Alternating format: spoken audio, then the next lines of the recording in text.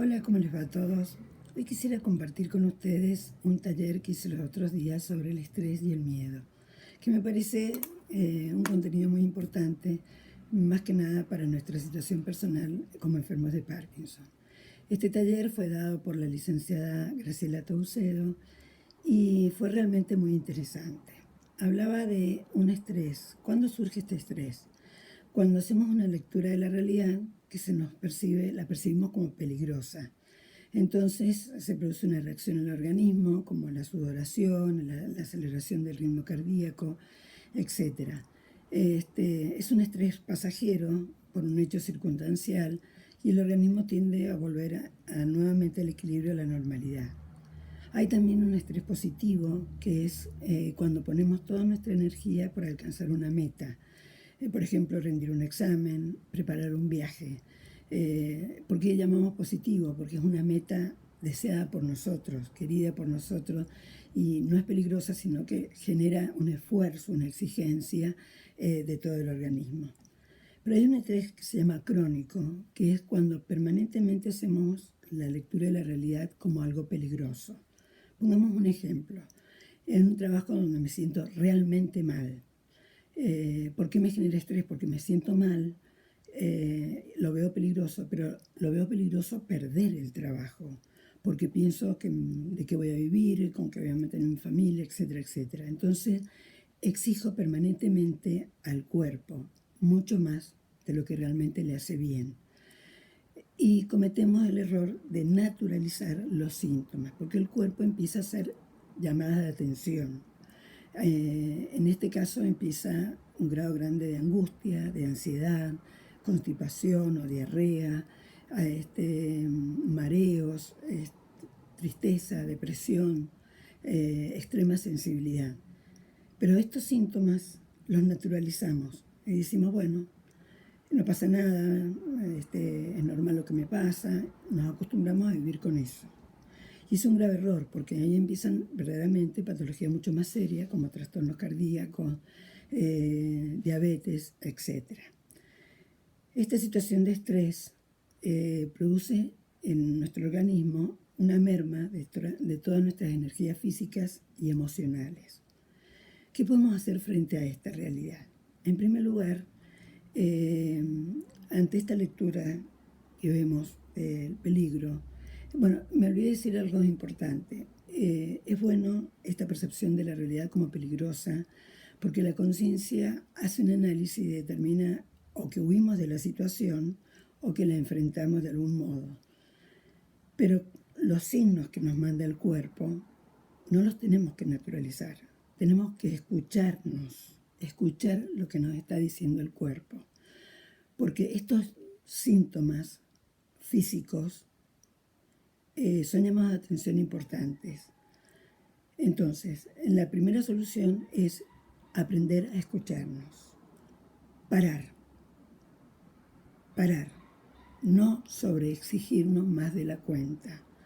Porque toda esa sobreexigencia después cobra su precio. Otra solución que tenemos es trabajar la relajación y la respiración. Hay técnicas en el yoga o en el tai chi que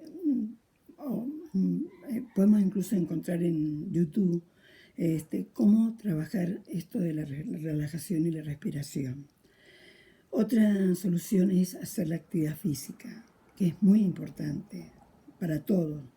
Pero la actividad física genera sustancias que van justamente en contra del estrés. Entonces nos ayuda a dominar esta situación emocional que llamamos estrés. Otra solución es tener una buena alimentación, dormir bien, tratar de dormir lo más que podemos.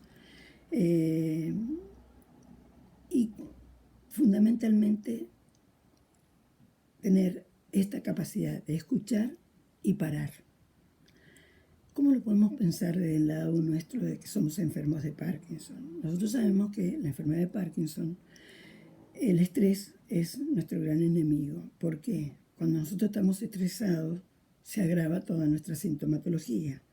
Se agrava la rigidez, se agravan los temblores, etcétera, etcétera. Hay una realidad. Nosotros tenemos que hacer una lectura de lo que nos pasa. Tenemos una patología con síntomas motores y no motores que no nos permiten hacer las mismas cosas que hacíamos antes. Eso es cierto, no lo voy a mentir, no lo voy a negar. Pero bueno, tenemos que aprender a convivir con esto.